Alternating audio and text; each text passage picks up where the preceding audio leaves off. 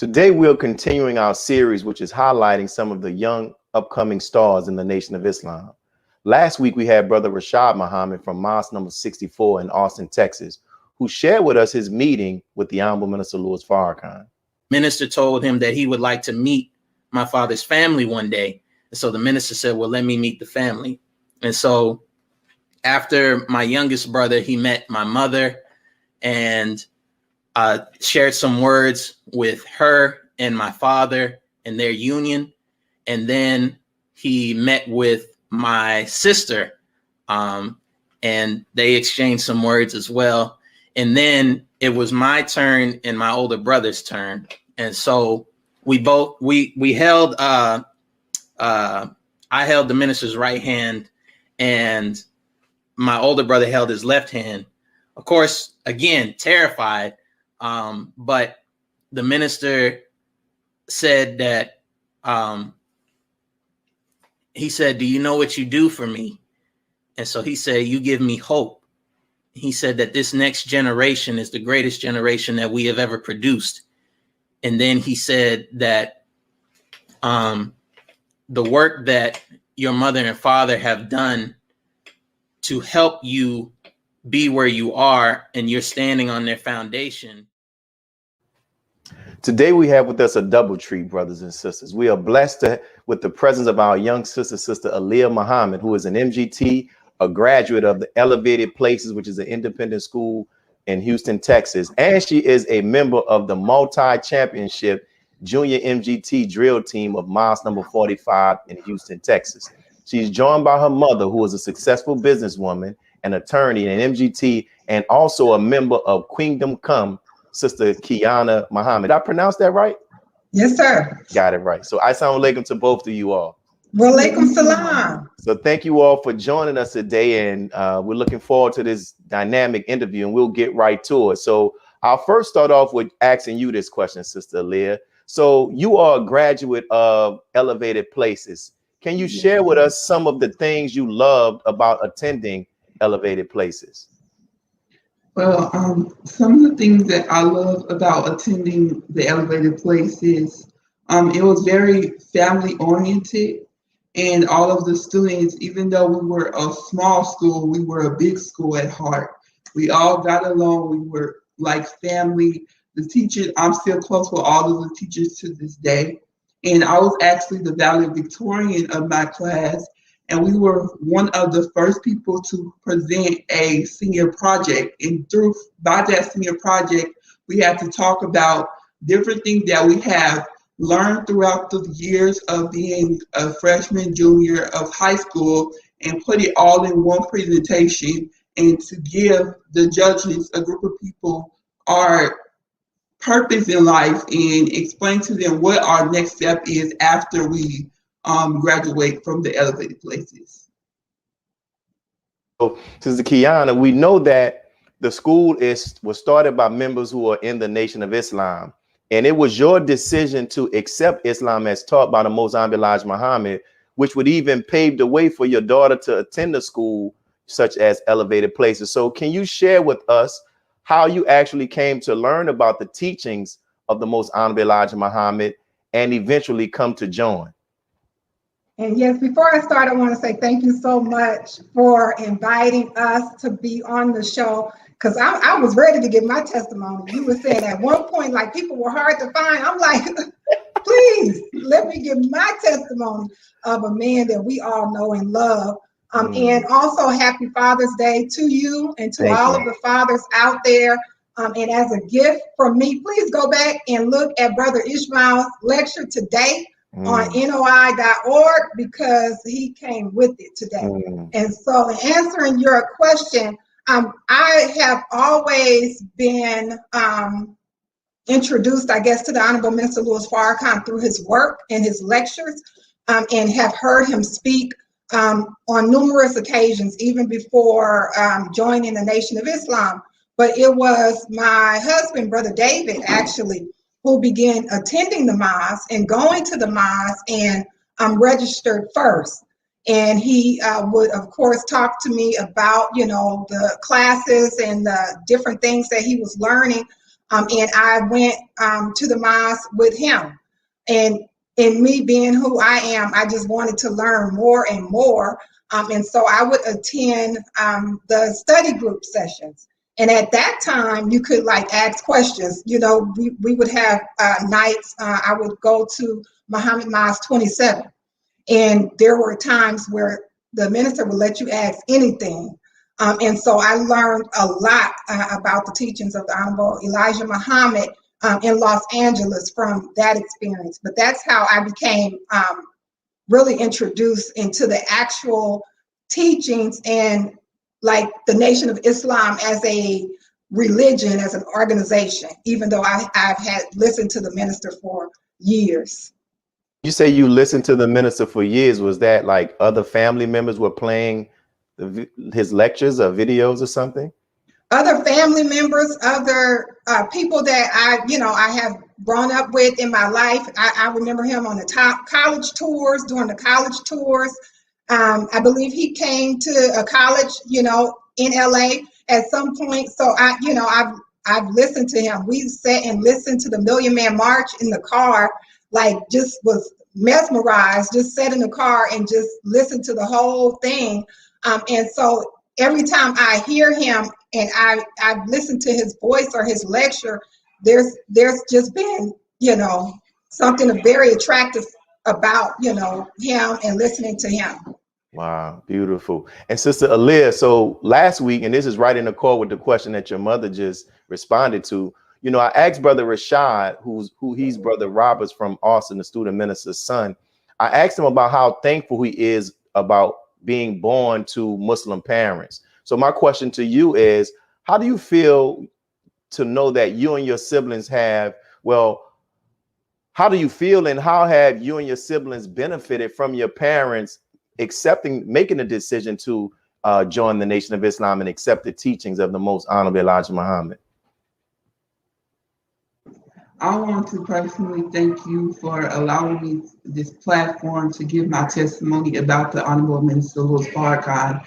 And as I answer this question, it was very, very beneficial for us to have this solid foundation of the teachings of the Honorable Elijah Muhammad given to the Honorable Minister Louis Farrakhan. It taught us our values in life. It taught us how to make a great decision, and it taught us how to be more connected to the source, how to be more connected with the law. And we all are young adults. I just got made to my 20s this past February. So all of us are in our early 20s, and we're fighting that fight as all youth do in the nation or all around the world, just period, of making the right decision and which way to go, and using that platform and that foundation from the nation. It makes that decision a little bit easier for us because our morals is just different, and our purpose in the life is more present than the typical teenager or the typical young adult. Leah, as I talked with Brother Rashad last week, that in the Nation of Islam, at the age of 16, our children are given an option where they can make a decision on their own whether or not they want to join. Some do and some don't. But you made the decision to say, something, I want to become a registered member in the Nation of Islam. What allowed you to make that decision? Well, I made that decision. I wasn't 16. I waited till about I think 18. I made the decision because I wanted to be sure that I was choosing to be a part of the Nation of Islam, not for my parents, but for myself. Because when the day of judgment comes, we have to depend on our own faith and not our parents' faith. So I chose to be a part of the Nation of Islam. I raised my hand and stood up in front of the mosque number 45, because I feel like I needed to. And that day, the lecture that Mr. Halim, the minister of Mosque 45, did that day, every word that he said connected with me so much in the place that I was that day. So I said, this is it. This is Allah telling me through him that it's time to join the Nation of Islam. At this moment, I am not fully registered. I'm still processing. So I'm in the process of writing my letter and reciting. Okay. Well, hey, you registered in my book. So Sister Qiana, like, I love her confidence. I see where she gets it from. So what do you like hearing your daughter talk about her appreciation for you and your husband accepting the teachings and it benefits them? Like, how does that make you feel as a parent? I'm so grateful to Allah. I know for me, one of the decisions for me joining was for my children. I just wanted something better. I wanted something different. I wanted them to have an opportunity to have freedom, justice, and equality, to experience life as it should be experienced. And even though a lot of things, I'm gonna tell you, Brother Minister Willie, a lot of things was not attractive to me, but I had to put myself aside, because I mean, just being real, me being in this garment, that's a whole nother notion. Like, I was like, I don't know if I could do that. I don't know if I could do that. But it was above that once I really got an understanding. I mean, the teachings teach us everything, how to walk, how to talk, the proper way of handling people. I mean, everything that you need to know. And I know that we have to be totally re-educated. And I wanted that supreme wisdom for my children. I really did. And so I'm so grateful that decision to get out my own way, was a blessing to my children. Beautiful. And as we have about 3 more minutes before we go into our next break, but Sister Aliyah, you mentioned how you graduated valedictorian from Elevated Places. Can you talk about, like, I'm a teacher and I see that some of our students, they lack the discipline that would allow them to be masters in their educational pursuits. Like, what were some of the things that you did that allowed you to be able to even accomplish that goal of, or that accomplishment of being valedictorian? Well, it was just going to one of my first schools was MUI in Houston, Texas, and Sister Lydia was my teacher there. So she gave me my foundation to do. I can do whatever I need to do, and I can go after it. Beyond what other people say, I can do whatever I put my mind to. And when I went to the Elevated Places, like I said in my valedictorian speech, they kept that same energy. So they taught me to keep on going, to do everything you have to do, and don't worry about the naysayers. So that's exactly what I did. And I just kept that momentum because I had people to back me, and I had a strong foundation, and I had a lot of supporters in my life and at that moment. Wow, beautiful, beautiful, beautiful. And we have 1 more minute, Sister Qiana. Can you just talk about your appreciation for Elevated Places and MUI University? I think that the educational component is huge. As a member of the Nation of Islam, with, I said, the mindset of having to be totally re-educated, I think it's an extension of our faith. And so I am so appreciative of MUI and the Elevated Places, because that's the real foundation. They see our children more than we see them, teachers, most of the time. And so it was very important to me that I had a loving village around my girls. And that's exactly what they got from MUI and Elevated Places. I can't thank the teachers and the staff enough. They are a part of our family. Wow, beautiful. And thank you. Loving the responses. Y'all, not only are y'all coordinating with the color, y'all feeding off of each other with your responses as well. So we're coming up on our first break, brothers and sisters. We're going to pause from some announcements from our sponsors. Then we'll be back with more of this dynamic interview with our Sister Aliyah Muhammad and her mother, Sister Qiana Muhammad. Be a part of the force that powers truth in journalism. Your support helps us to highlight solutions for a brighter tomorrow. Go to nnvnews.com/donate. Asiatic Minds, online education, helping our children to discover their God-given skills, gifts, talents, and passion that will allow them to see their greatness, as well as the greatness of our people. And upon discovering that greatness, infusing them with the desire to use it for the betterment of themselves, their families, our people, and the world. Call now, 219-4848. This is Sister Sajda Muhammad. We are proud to announce that the Sajda House commemorative Elijah coins are finally here. This priceless heirloom, made from recycled copper from the messenger's home, is now available at sajdahouse.com. The hashtag Bank Black social media campaign made strides not only in revolutionizing how we bank, but also how we think. The movement inspired thousands of African Americans across the country to transfer or deposit millions of dollars into Black-owned banks. These are banks that will invest in urban communities, employ African Americans, support Black businesses, and inspire Black home ownership. This is a very proud moment for our culture as we are taking small, but significant, steps towards building Black power through Black wealth. Thank you for tuning in to NNV News. Please share your thoughts with us in the comments section below. Follow us on social media at NNV News, and please subscribe to our YouTube channel, National Network View. This is Clifton Muhammad with NNVnews.com.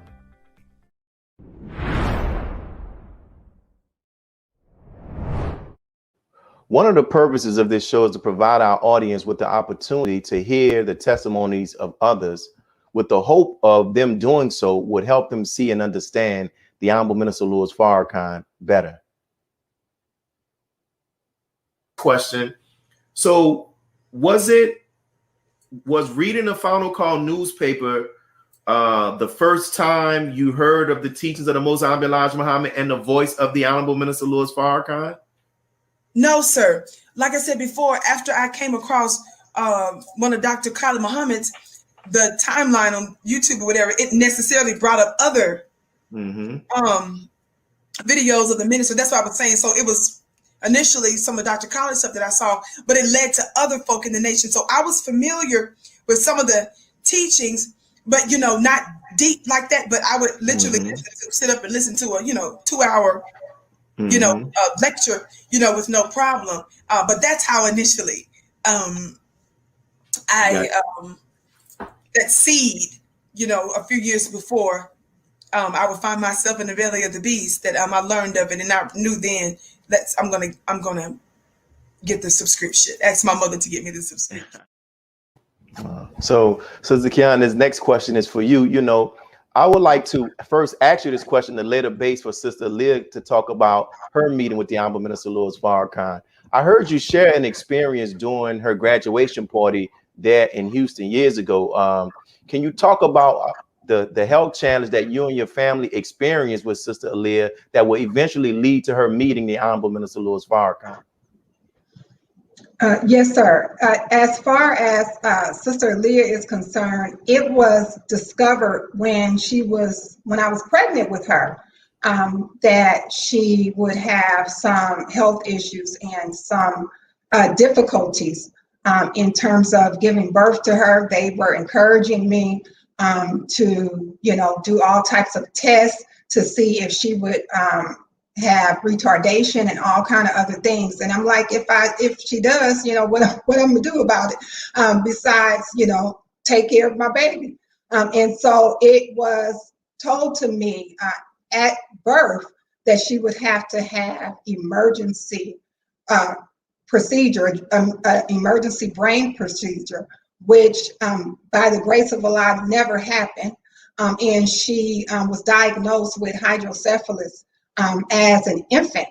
And so that entails a lot of severe headaches and seizures and nausea and different things. She also suffered some developmental delays. She took a longer time to talk, a longer time to walk than all of my other children. And so in working with her through that and with my family to try to make her as comfortable and as normal as possible in terms of her education and everything that we provided to her, because we didn't want to get her on all of those medications. At one point, we did go to the hospital where we were considering a surgical procedure. And Aliyah was just doing so great. She was a toddler and she was doing really well. And we went to the hospital and we saw other children with her condition who received a shunt. And this is a procedure that they like to do for individuals with hydrocephalus. And they were not at all on the same level with the abilities and capabilities that Aliyah had. And so I was like having to wrestle with that decision of whether I wanted to have that procedure when she was very young. And we prayed about it, and my husband and I made the decision not to go forward with that procedure. And so Aliyah has been a real champ. She has dealt with hydrocephalus and experiencing the results of headaches and all of that. She has a very high tolerance for pain at this point. And so unless she's very, very uncomfortable or ill, we most of the time will never know it because she does not complain and she really doesn't say a whole lot about it. But we did, and I'm going to tell you, we did make sure that she had bean soup every day. We had bean soup in this one bottle. Like, she was one of the ones who stayed on bean soup all the time. And then they had bean soup at school. And so as they got older, I'm going to tell you the truth, I started slacking on the bean soup at home. And she began to experience more difficulties with her hydrocephalus. And then at some point, she had some issues where her vision started to bother her because she has a few tumors on her brain. And so that experience led her to being hospitalized. And the doctors, again, trying to really, we thought, experiment on her regarding a procedure that may, leave her paralyzed or just in a different state than, we know our Aliyah to be. And that was another incident where we had to wrestle with it and think about it and really pray about it and decide not to go that direction. And so from that experience, I believe Sister Aliyah began to really look into how to eat to live. And I worked with Brother Willie Muhammad and tried to, get a plan together, because we did tell him about her being like really consistent, raised on bean soup, always having bean soup. Then there's a period where, that didn't happen, and how the symptoms began to, develop and, things worsen. And so we went back to the original drawing board. She started doing the bean soup every day and added other foods to her diet and was strictly vegetarian. She's vegetarian now, and she has made a tremendous change and progress in her condition. Does she still have days? Yes, she has days, but she's been able to kind of handle her health issue with the teachings of the Honorable Elijah Muhammad and how to eat to live. And she did an experiment on herself, and she wrote the minister about her experience with her experiment. And she was given, and we were blessed with the opportunity to meet him after he reviewed her letter. Wow. See, I didn't know she did an experiment on herself, and she wrote to minister. So, Sister Aliyah, these next two questions are for you. It's a two-part question. I'll start with the first one. Really, it's a three-part question. All right. Tell us about the experiment that your mother talked about, and you writing the minister. All right, the experiment she's talking about, I had to create an experiment, and my hypothesis was based on what I eat, of how much nutritional value it has on it. Does it have effect on the human body? And so I decided to use my own condition, hydrocephalus, to see if the nutrition in food can heal it or help it. And based in conclusion, it was a positive result. But based on what I ate, the foods that had high nutritional value helped me with the symptoms of headaches, nausea, vomiting. I charted it. I did it for a span of 9 months. The first couple of months, I did foods with little to no nutritional value. In the next couple of months, I did with high nutritional value. And I did all the things that the Honorable Elijah Muhammad said to do in How to Eat to Live. And after that, every day, every week, I will measure my head size to see how big or small it was getting based on the food that I was eating. I will measure the pain level from 1 to 10, 1 being I'm not really having a headache, 10 being the highest that I'm in severe pain. And by the end of the experiment, I can summarize and say my headache level was about a 5 or a 6 at the highest, and my headache went down an inch or 2. And I was able to present that project at a competition called AXO that was founded by the NAACP. And we had to do that as part of our curriculum at the Elevated Places. And God, thank Allah, praise be to Allah, I won gold at the regional competition, and I was able to go to the national competition with a few others. And I did not place, but I did have that experience. And to be able to spread the word of the messenger, I don't need any gold, silver, and I don't need anything to say that I did that, and people will know his words and where I got it from. And my mentor was Dr. Willie Muhammad, like she said, the founder of the Ultimate Wellness Group, and he was a big part of me being able to do that project. That is amazing. So as we get ready to go into this next break, what were your initial thoughts when you were told, I guess by your mother, I don't know if somebody from the minister's office contacted you and say, okay, we're going to set up a meeting with you and your family to meet Minister Farrakhan? What were your thoughts? So it happened. We sent a letter, and it was Savior's Day 2018. And it was during Savior's Day. We went to the workshops, and the Honorable Minister Louis Farrakhan was just going heavy on how to eat to live. And that's when he made making 1 meal a law, 1 meal a day a law. And I was just, okay, he's doing how to eat to live. I sent him my letter. I hope he ready. And then the day that we were leaving, that Monday, everybody leaves, we were leaving, and we were packing up, getting ready. And then my mom was like, she got a text from Sister Rachel, one of her friends in the mosque, who helped us send the letter to the minister. And she was like, y'all need to go to the minister's room because he wants to meet you because of the letter.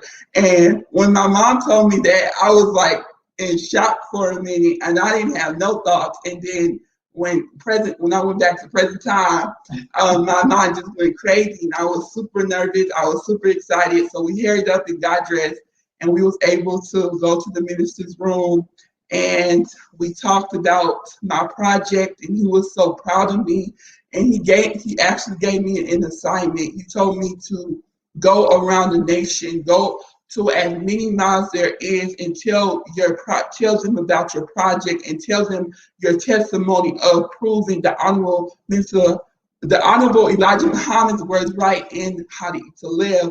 I'm still on a journey to do that because of COVID. That's kind of on the standstill, but I am still working to do that. And that whole experience it was kind of an out-of-body experience for me, because it was incredible. He prayed for us. The whole research team was there. It was a beautiful experience. And I wasn't by myself. I was able to take my mom, my dad, and most of my sisters. So we all had that experience as a unit, and it was just a beautiful experience. We're coming up on our next break. When we come back, we're going to talk more about that experience. We'll hear from Sister Qiana as well. But that is a fascinating story, the experiment and everything. So we're going to pause for our announcements from our sponsors, and we'll be right back with our guests, Sister Aliyah Muhammad and Sister Qiana Muhammad. Be a part of the force that powers truth in journalism. go to nnvnews.com/donate.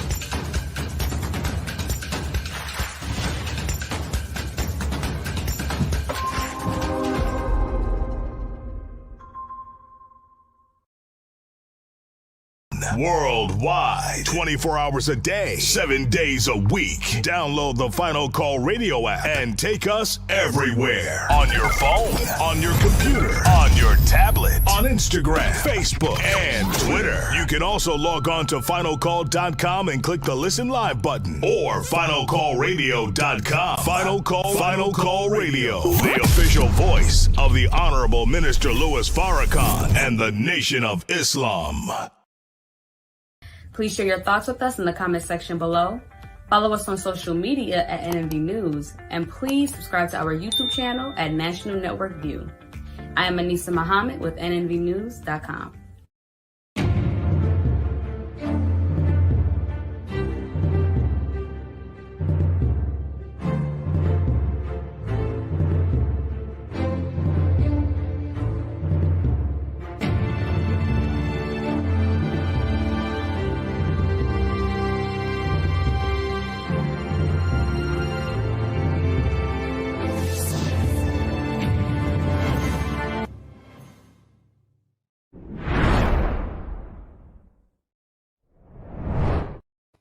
Last year, we had Father Pfleger as a guest on the show. He spoke with us about the heart of the Honorable Minister Louis Farrakhan. This is genuine.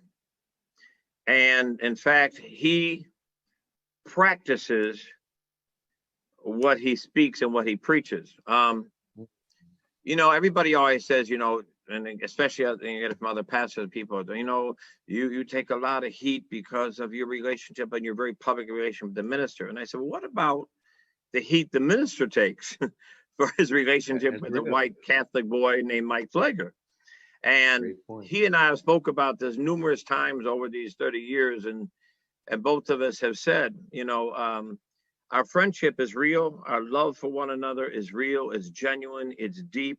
He is my brother, and I believe I am his brother. And that love, I think the reason so many people get angry about it is because they want to somehow rip us apart. And they don't want to see that a Muslim leader like Mr. Farrakhan and a Catholic priest like Mike Pfleger can have this real, authentic, deep, loving bond that hate and all, it breaks all the barriers that people have preconceived in their mind. It throws all that out and lets them know that the love is deeper than all the preconceived thoughts and all those that have sought to try to keep us divided all these years. Beautiful, beautiful. So we're back. So we heard our sister Aliyah talk about meeting the minister, and we have some images of that as well. So Sister Qiana, you were there, and I found you actually sent this to me early on, a little 15-second clip of you all meeting the minister. So what were your thoughts when you had the opportunity there with your daughter, there doing this mighty experiment, and then you come in there with your family and hear the minister share with her and with you all? So in the beginning, when I got the call from Sister Rachel from Houston, I started acting like a crazy woman. I'm gonna tell you the truth. I started running around the hotel and yelling at people like, "Come on, do this and do that." And although I had met with the minister a few times before that occasion, it's just never normal though. So it's just, you never get used to it. And so that's how I was initially, acting like a crazy person. And then we got to the hotel and, of course, went into the room, which I thought, was going to be something very brief in my head. He was going to greet us and, give us good words and, let us go about our way. And when we entered, it just was an experience that I wish I could tell in detail, but I was just so overwhelmed He greeted each and every one of us personally. And I can't even describe that hug. Like, I mean, it's no words for it.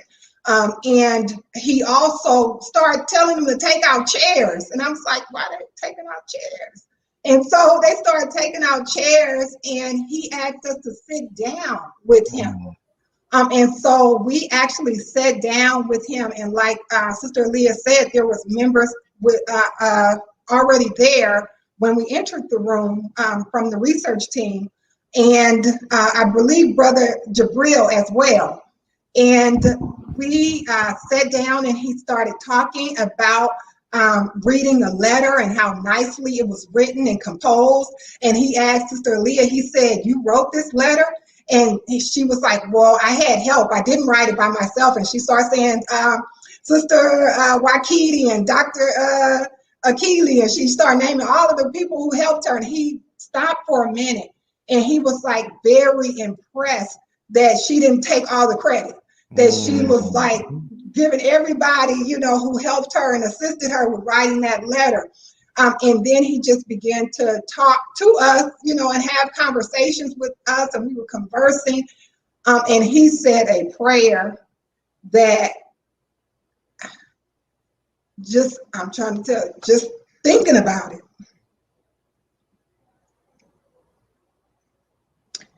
It was very beautiful and very heartfelt, where you knew that he was connected to God and had a relationship with God. And like, really, this was his child. And that was just amazing to me. Like, he prayed for my child like it was his child. And so after the prayer, he looked at us and he said, "It is done." So he asked Allah to heal her, to, you know, protect her, to make sure she didn't, you know, suffer and have any issues with her condition. And everybody in the room was crying. Everybody in the room was crying. And so it was just an indescribable meeting. I don't really know why we were so blessed, but definitely grateful. Beautiful. Sister Liv, what are you hearing your mother share, recap that meeting, and I guess talking about it, I can imagine that it brings thoughts to your mind. You know, looking back at it now, you know, what are your thoughts about that whole meeting, and even the Honorable Minister Louis Farrakhan praying for you and your family? When I go think about that moment, I'm just sitting as she was talking. I just went back to that moment years ago in 2018, sitting in this room, and I'm trying not to cry, but it was, I can't even put it into words.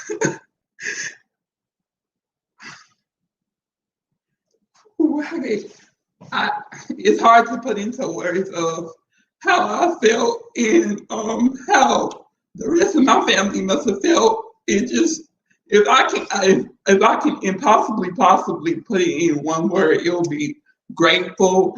It'll be thankful. I'm just thankful and grateful for that opportunity, and to be able to be in front of and be prayed for by the man of God is a one in a lifetime opportunity, obviously. And I was just, I can't even really describe how I felt at that moment. It just, it was incredible.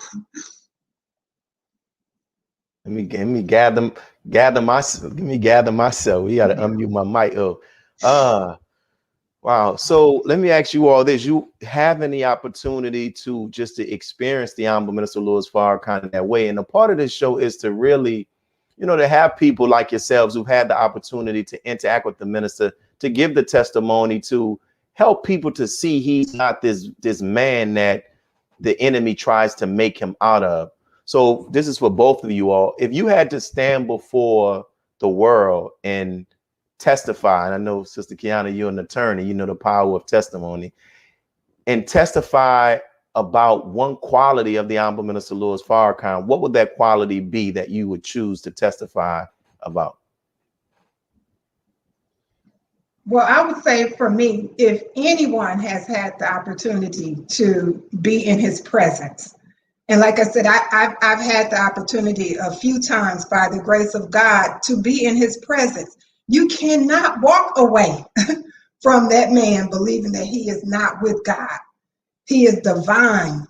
And so if anyone has met him, really met him, and talked to him for a minute, he carries his own atmosphere that he invites you to it. Like he is love embodied. And so it is no way. I don't care if you heard all of the speeches, anything somebody say about him. Once you get with him and get in his presence, your mind won't even let you believe that. You can't walk away and accept that. And so I would say love, but not in that foolish way that we think about it. He's love in all ways. When it say God is love, that's the Honorable Minister Louis Farrakhan. What do you have to say, Sister Aliyah? I would say he's love personified. He's humility. He's warmth. And I just don't understand. Honestly, for me, I just don't understand who would have something negative to say about a man like that. Like the Honorable Minister Louis Farrakhan is different. And when you get in, and when you have the experience and the opportunity to be in his presence, it's a different type of energy that he surrounds.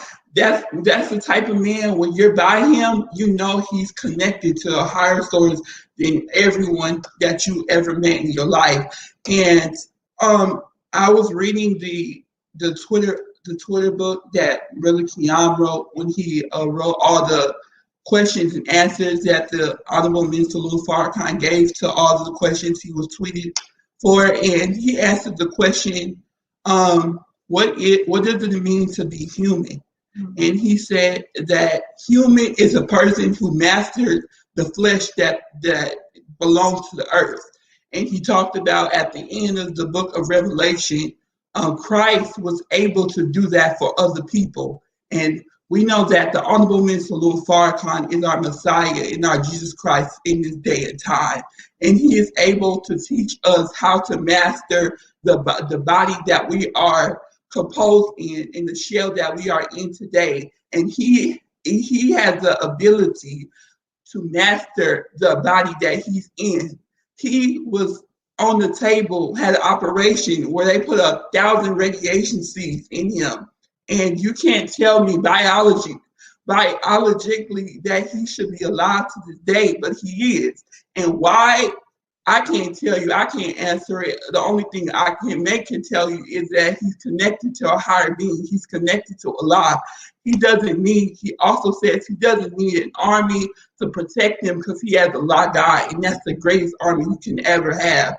So if I can stand on top of the world and give my testimony about the Honorable Mr. Louis Farrakhan, I will say he's human 100%. He's truly human, and he's love and everything that is great. Oh, wow. I just got to sit in that, sister. All praise is due to Allah.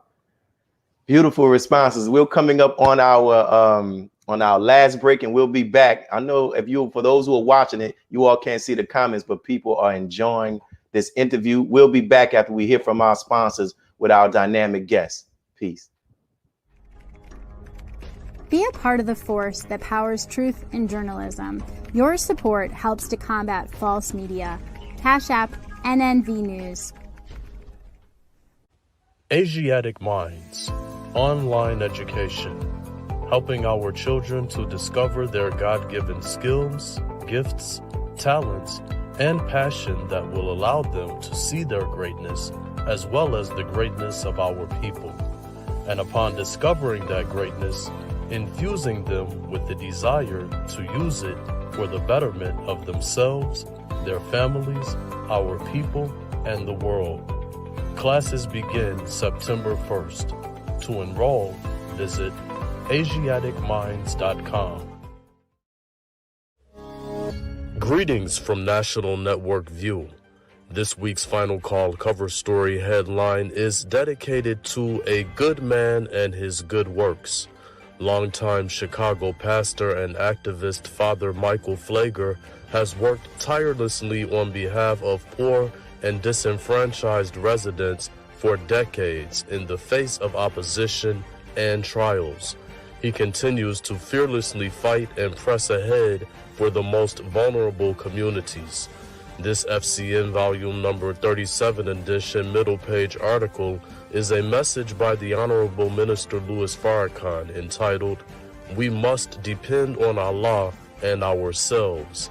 To read more, subscribe to finalcalldigital.com and tune in to the all-new Final Call Radio. This is the nnvnews.com Final Call cover report. He anointed our head with oil till our cup runneth over. He who, Master Farrakhan Muhammad, that is he. This is Sister Sajda Muhammad. We are proud to announce that the Sajda House commemorative Elijah coins are finally here. This priceless heirloom, made from recycled copper from the messenger's home, is now available at sajdahouse.com. Please make sure you leave your comments and questions in the comment section below. Follow us on Facebook, National Network View, and make sure to check us out on Twitter as well, National Network View. This is Sergio Gutierrez with National Network View, signing off.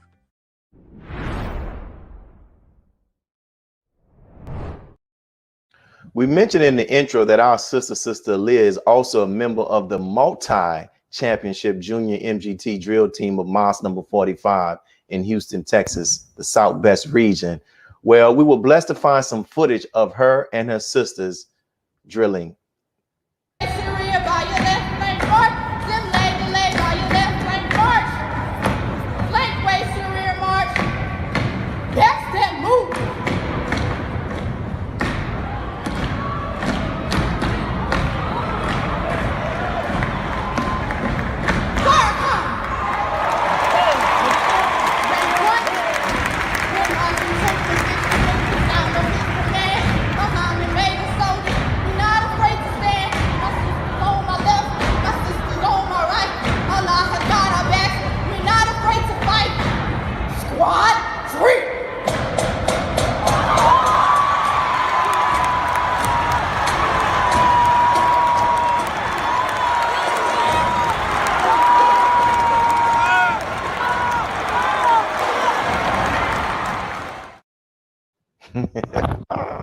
So sister, that was powerful. So Sister Aliyah, we just saw that clip that was from 2016 performance.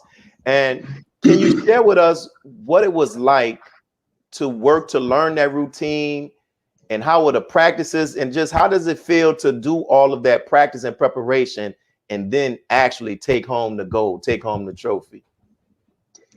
The preparation part, the whole performance is only a 1 minute and 35-second performance or routine, but the preparation is the most important part, as my coaches say, and all my coaches were very intense. Talk about drill being an exercise of God. That is an exercise within itself. It's full cardio, and just imagine us doing that same routine over and over and over again. But I wouldn't change anything else for the world. I was blessed to create a powerful sisterhood with everybody on that team and on that drill team. And my sister Destiny, who you heard being the DI, she is one of the many DIs, and just hearing her, just having the connection with her as my sister, and beyond that, having the connection with her as my DI instructor is something on another level. And to be able to be a part of that team who won, it's praise be to Allah. It's the best feeling ever to win something, to righteously win something with other sisters from a different city on Mars, and to be able to get first place is incredible, and it's the most amazing feeling in the world. And she did, Brother Minister Willie, she did also meet with the Honorable Minister Louis Farrakhan that year. What? As well, yes. I didn't. Yes. Well. Yes. What did he tell you, Ali? Yeah. He told me that I was the reason why we won that year. And when he told me that, it felt amazing. And the minister says things to you, and it's more to make you feel good. It's also based on logic, and it makes sense. I was the tallest person on the team, so if I did mess up, we may not have won. So praise be to Allah, I did not mess up, and our routine, not to be biased, but it was incredible. Our uniforms was hot and good and fashionable, so we won because of that. And modest, of course, we were modest. So yeah, praise be to Allah, we won. But he said that to me, and it was based on, it makes sense. And it made me feel good at the moment, but I had to think about why he said it, and it made perfect sense. But every time I can say that there has been an occasion for him to have an eyesight or some view of Sister Aliyah, for some reason he stops and he interacts with her, you know, by the grace of God. That was one of the occasions that I believe he was coming out of the hotel and he saw her and he stopped and engaged her and they had a conversation. And then before that, at the mosque, a whole room full of people, he walked directly to her and started talking. So that was when they introduced the elevated places. I wish I could have found some footage of that, because that you're right, he came directly to her. And so Sister Qiana, I'll ask you this question. It's a two-part question. One, like, how did you feel seeing your daughter up there right flanking, left flanking? And also, can you briefly share some words too, in addition, about the power of a testimony from a legal perspective? Yes, sir. My daughters, I had 3 of them drilling. I have 5 girls, but I had 3 of them drilling together on occasion. And it is just so beautiful to see them being themselves, really. And they actually, I believe, their abilities and their strength come really from real unity as a group. I love all them girls. So, I mean, all of them are my babies, really. And the children of the elevated places and the children of MUI, like, I'm an auntie to everybody. So I think that the community that we've created, and they drill every day. And I think that's really what made a champion, not just a routine, because they had the spirit. At MUI and school, they drilled every day. And that's why I say the education is so important, because it's just not something they did for a competition. It was part of who they were, their life. And so that's why it was very much heartfelt when they did win, because it's like, this is showing that all of that was not in vain, you know, the sacrifices we've made for our children, because they come out on top all the time, you know, when we put them in the right environment and in the position to do so. And so just as an attorney, in terms of the testimony of witnesses, especially eyewitnesses, like I said, that is something that is very serious in the court. And so in being an eyewitness, not knowing what somebody told me or what I heard, but being an eyewitness of the character and the heart of the Honorable Minister Louis Farrakhan, I would call you and be like, let me get on the show, because I know how important it is to have that, because you have to be able to share what it is that you know. And I remember growing up in the church, and we had an opportunity to, you know, give our testimony. That's where everybody say, give it out to God, and, you know, you start sharing your testimony. I always felt compelled, like to show that God is real in everything and in our everyday lives. And so when somebody gives me an opportunity to share that, I feel it's my duty to do that. And then when being an attorney, in terms of knowing that value of having credible witnesses who've actually seen, heard, and listened to all of the things that we're now in debate about, there's a conflict about, somebody has to make a decision about something. And so they're depending and relying on what you say. And we have our witnesses to take an oath that they're telling the truth. And so it is very important in my field to have witnesses and to have good witnesses. And you have a lot of people who, you know, come into the court system that don't have witnesses. And you have people saying, can I just send you a letter? No, you sending me a letter is not going to do anything for my client and for this individual. I need you there. I need the judge to look at your face, to hear it in your voice, to know that you are real and sincere about what you're saying. And I'm so happy to have this opportunity because I am sincere in what I'm saying about the Honorable Minister Louis Farrakhan, because I've had the opportunity to experience him for myself. Whew. Beautiful, beautiful. And we're going to close out on this one. This will be with you, Sister Aliyah. And you know what was interesting when I saw, this was the first time this ever happened, when I saw you post the flyer for this show, you quoted a scripture. And I've had numerous guests on and nobody has ever done that, especially somebody that's young, right? And so you quoted Matthew chapter 24, verse 13, which reads, and I quote, "But the one who endures to the end will be saved." So in this closing, what made you quote that? Because the full verse, well, it's not all put together. It's like in different verses, but if you put it all together, the full saying or the full verse that I use, and I use the momentum to keep going, is the race is not for the swift nor the strong, the race is for the ones who can endure to the end. And that is the epitome of me, because most of my life, I wasn't the fastest person to learn something. I wasn't the highest. I didn't make the highest grades as the other students, but I got through it and I did it, and I did what it could not be done. And that verse in itself, I just broke. I don't want me to feed my ego, but I have broke so many barriers that doctors and a whole bunch of people put in front of me. And it's just incredible. And I am just learning. Take your time. And you're not feeding your ego at all. You're testifying. It is what it is. By the power of our God. That's it. That's what it is. That's what it is. You want to finish, Sister Aliyah? Yeah, I want to finish. Okay. Yes, I want to finish.